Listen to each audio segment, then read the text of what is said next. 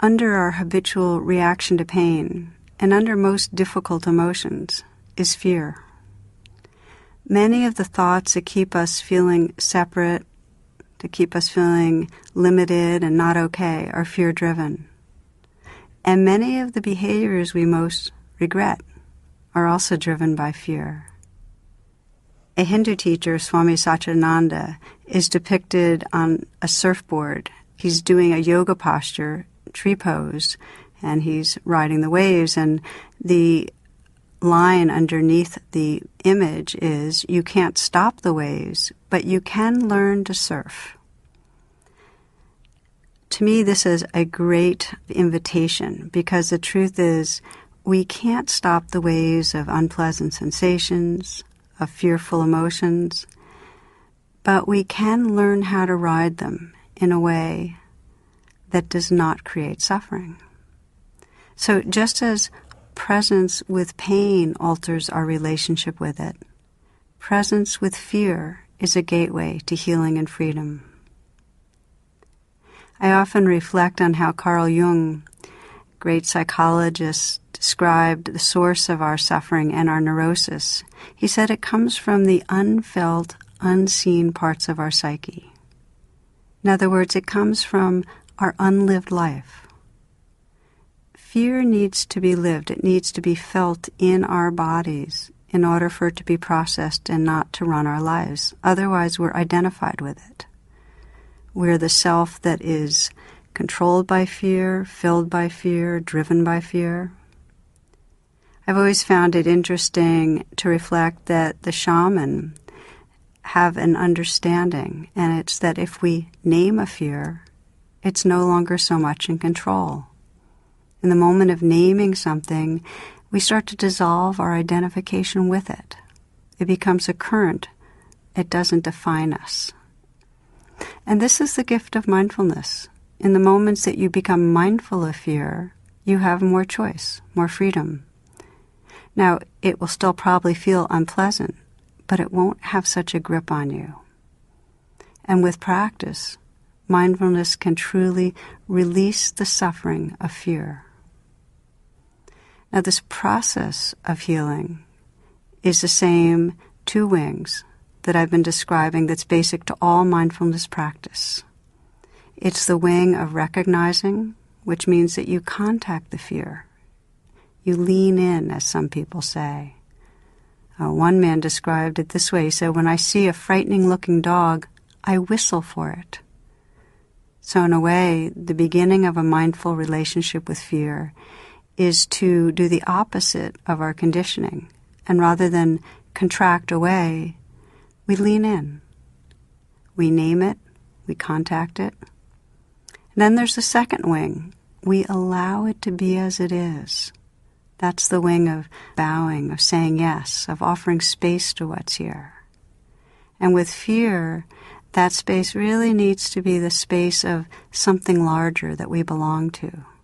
We need to sense the space that's around us physically and energetically. We need to sense the loving connection, the web of life we belong to.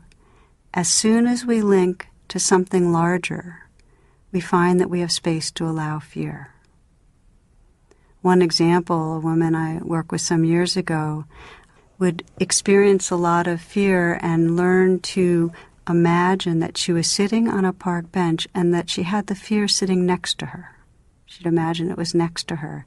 And she would take some time first to connect with the trees, the sky, the sound of birds, just to imagine herself in this park, on this park bench, and sensing her surroundings. And she'd sense also in her surroundings that I was there with her and a few other loved ones. And then when she felt ready, when she felt that she was connected with something larger, that's when she'd begin that first wing of recognizing and contacting the fear. She'd first begin to sense, okay, you're next to me, but I'm feeling you here, right by my side. And then in time, she could allow herself to feel the fear right inside her body, but still maintain a sense of the space around her. Just as I described the sink filled with dye and the lake filled with dye, she, by connecting to her surroundings, had established a mindfulness, a fullness of mind that had room for the fear. Now, when practicing with fear, as we will in a few moments, you might find that sometimes it feels like too much. And this is certainly true if we're living with post-traumatic stress, but even when we're not, sometimes fear just feels like it's going to overwhelm us in some way. Over these last number of years, I've become really enamored with kayaking, and one of the great teachings I've had in kayaking is that sometimes when the currents are really strong, all you really need to do is find a large rock, I kayak in a river, and tuck behind the rock. And when you're in the safety, in that space behind the large boulder, there's some stillness. It's where you can catch your breath. So I'd bring my little kayak behind a rock, catch my breath, start getting a sense of the currents and where they were going and how I could navigate. And when I had some resilience again and some balance of mind, then I'd go back into the wild currents of the river. And we can do the same thing when we're working with fear.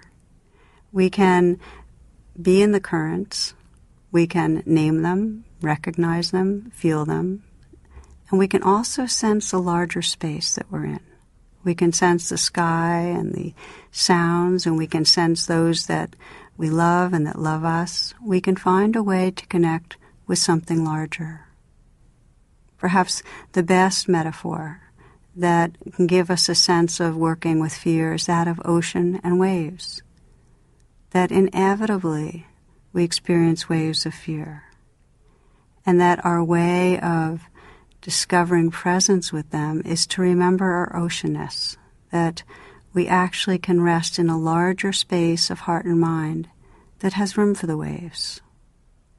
So we'll be exploring this in just a few moments, but the first thing I'd like to say as a guideline is that this particular practice, and what I call it is presence with everyday fears, is best explored when you're not already gripped by fear. If you practice this when you're not in the clutches, then it'll strengthen your capacity to deal with fear when it does arise. And a second guideline is this.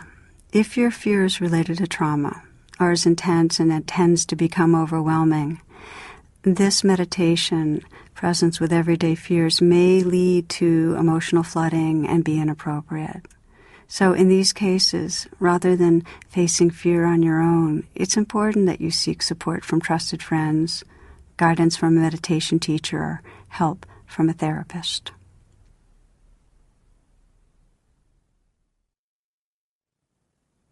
Please find a comfortable way of sitting and take a few full breaths to collect your attention.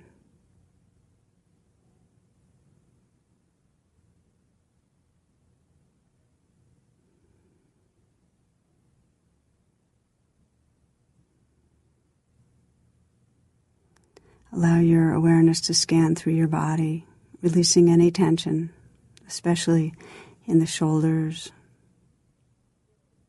the hands.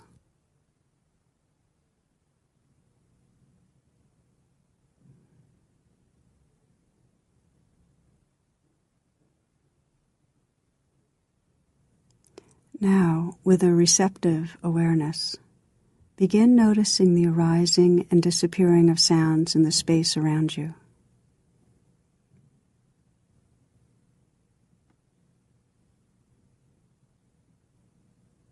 Spend some moments simply listening.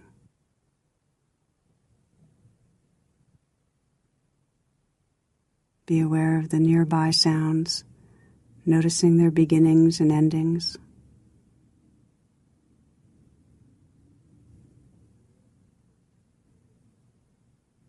Notice the spaces between sounds.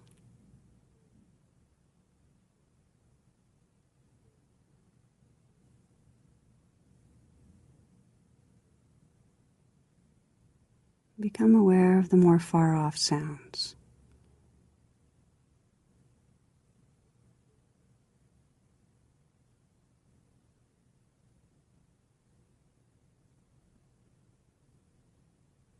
And then open to the most distant sounds you can detect.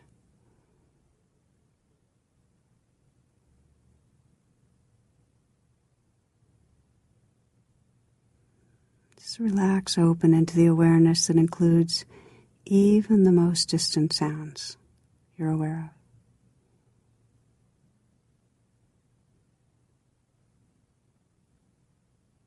Sensing how everything you perceive, sights, sounds, tastes, sensations, moods, arise and pass away within an open awareness.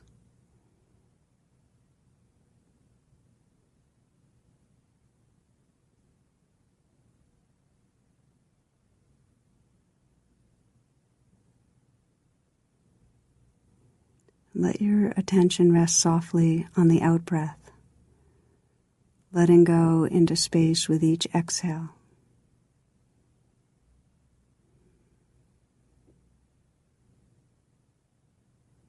Follow each breath as it dissolves outward into open space.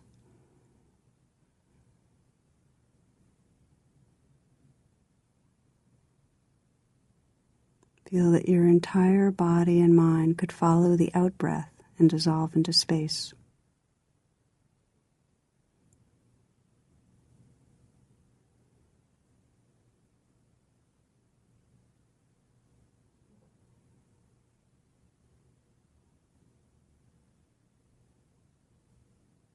Sense that your awareness is mingling with endless space, absolutely open, boundless.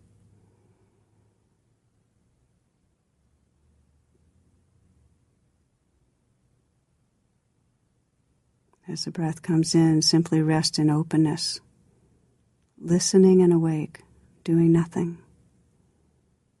Then again, let go outward with the exhale.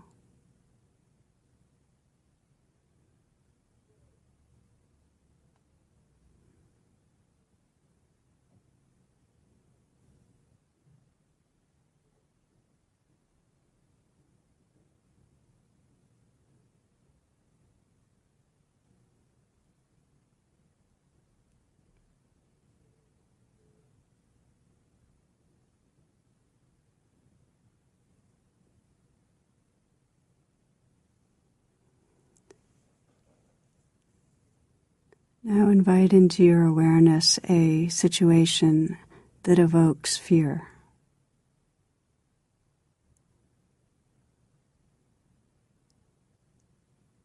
It might be a situation that involves other people. It might be something you're afraid of that's coming in the future to do with work.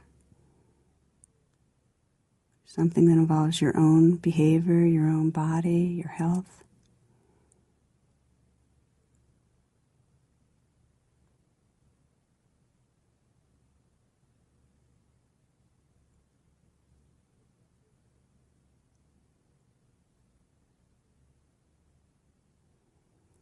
Ask yourself, what is the worst part of this situation? What am I really afraid of?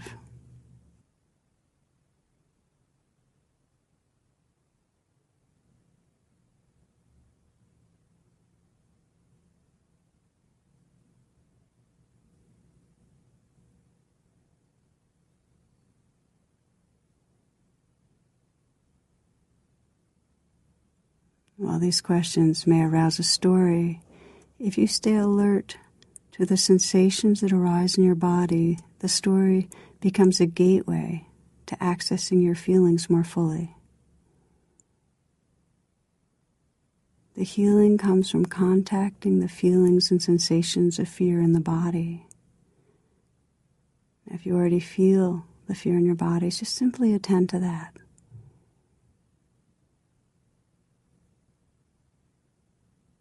You're sensing what you're really afraid of, the worst part of the situation,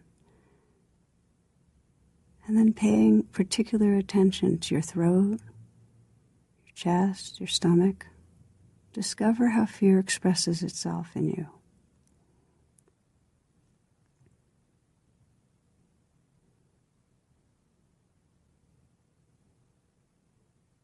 You might kindly invite the fear. Be as much as you really are.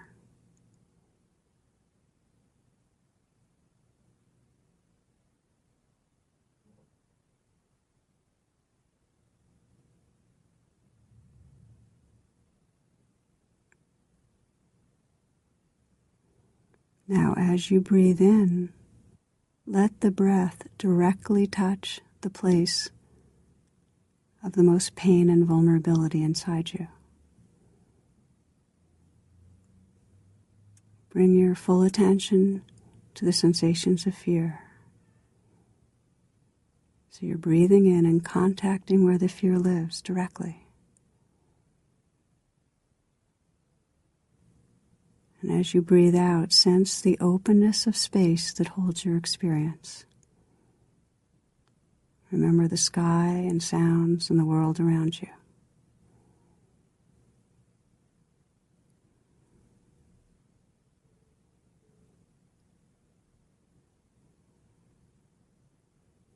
Breathing in, contacting the fear, noticing, what does the fear actually feel like?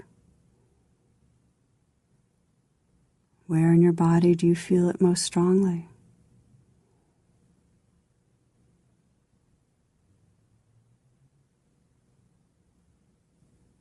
Do the sensations change or move to different parts of your body?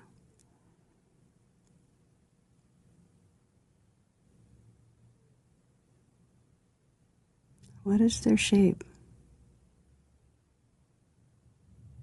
What color, if any?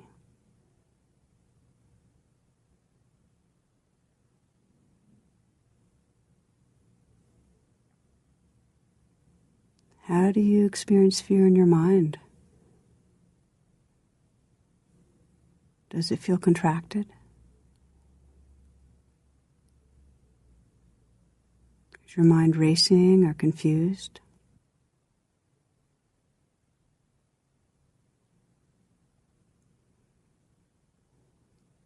So each in-breath, this wing of recognizing and contacting fully,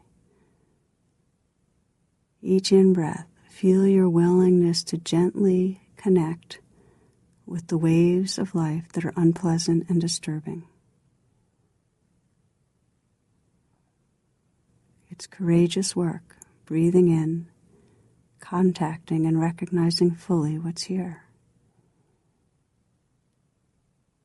Breathing out, let go and feel how the waves of fear belong to a larger world, an ocean of openness. Breathe out and you can surrender your fear into this vast and tender space of healing. Breathe out and feel the fear as if it's floating and untwisting itself in this openness.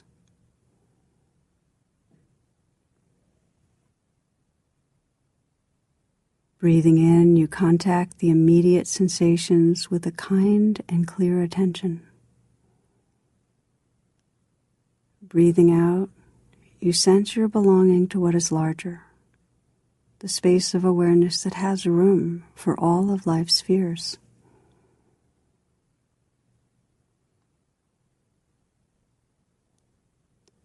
If you feel defended or numb, if it's hard to feel the fear in your body, then focus on your physical sensations and on the in-breath. Just take some time to feel the breath come in, to feel the area of the throat or chest or belly, and with interest, just to notice what's there. If instead you feel as if the fear is too much, then emphasize breathing out. Emphasize letting go into openness and safety. When it's intense, it can help to begin again by listening to sounds or opening your eyes. You might remember the spaciousness of the world. You might reflect with compassion on all those who at this moment are also feeling fear. Widen your view.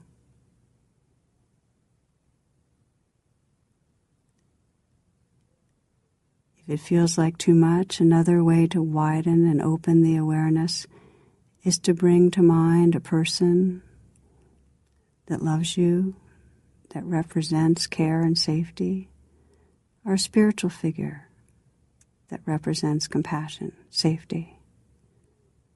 or even a place in nature that conveys a sense of peace and safety. So you just breathe out and sense your belonging to a larger world, to love, to nature, to space, your connection to something benevolent and vast. And once you feel that connection, then again find that balancing breath, breathing in, contacting the sensations,